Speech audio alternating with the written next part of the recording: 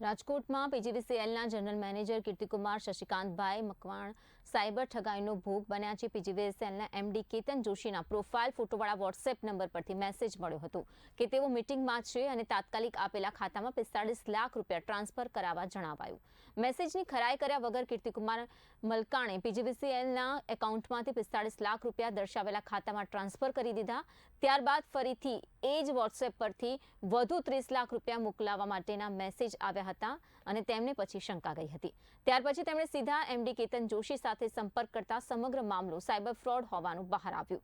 ઘટનાની ગંભીરતા સમજીને કીર્તિકુમાર મલકાણે તાત્કાલિક રાજકોટ સાયબર ક્રાઇમ વિભાગમાં ફરિયાદ નોંધાવી અને તમામ વિગતો સોંપી હતી।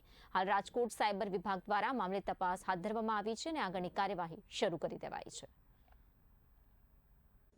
શ્રી મલકાને આ બાબતની મારી જોડે ખરાઈ કરવાની જરૂર હતી, કારણ કે આ પીજીવીસીએલના વેન્ડર પણ નહોતા અને આ પ્રકારની ભૂતકાળમાં પણ અમે કોઈ સૂચના નથી આપી અને આ પ્રકારની સૂચના આપવામાં પણ ના આવે। આમ છતાં પણ તે લોકો વધારે પડતા વિશ્વાસના કારણે એમને આ પેમેન્ટ પ્રોસેસ કરી લીધું અને એમના ખાતામાં જમા કરાવી દીધા। ત્યાર પછી બપોરના 3:30ની આસપાસ ફરી એમને કોલ આવ્યો અને એમાં 30 લાખ રૂપિયાની ફરીથી એને ટ્રાન્સફર કરવાની વાત કરી।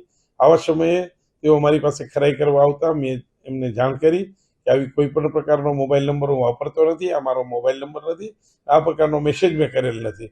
એટલે ત્વરિત એમને ખ્યાલ આવતા મેં એમને સૂચના આપી કે તમે સાયબર સેલમાં જાઓ અને ઇમિડિયેટલી આ પેમેન્ટ સ્ટોપ કરાવો અને પાછી એમાઉન્ટ મેળવવાની કાર્યવાહી કરો।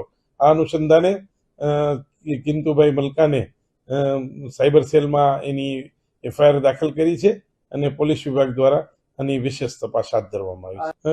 પૈસા પીજીવીસીએલના એકાઉન્ટમાંથી ટ્રાન્સફર થયા છે અને શેના હતા એ બાબતની કોઈ પણ જાણકારી ન તો વોટ્સઅપ મેસેજ વાળાએ આપી છે ન તો એકાઉન્ટને જાણવાની પણ કોશિશ કરી છે। આ અંગે ગઈકાલે જ વોટ્સઅપ મેસેજ અને એક ઓફિસ નોટ ફેરવવામાં આવી છે।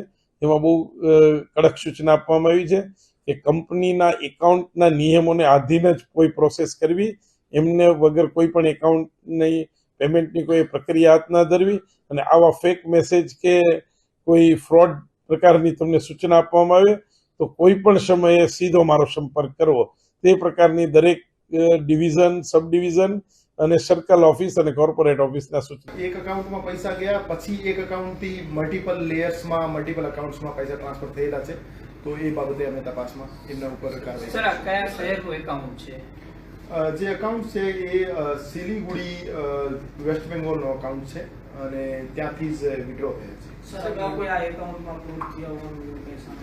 હજુ સુધી એ એકાઉન્ટમાંથી કોઈ ફ્રોડ થયાનો સામે નથી આવ્યો, પણ આજે સવારે એક બીજા ડિપાર્ટમેન્ટમાં રાજકોટ શહેરના જ એક બીજા અધિકારીને એ રીતનો મેસેજ આવ્યો હતો, પણ એમને સમયસર ખબર પડી ગઈ કે એ ફ્રોડ છે, તો એને સાયબર ક્રાઇમનો સંપર્ક કર્યો તો એમને જાણ કરવામાં આવેલ હતી કે એ રીતે ટ્રાન્ઝેક્શન નહીં કરવા।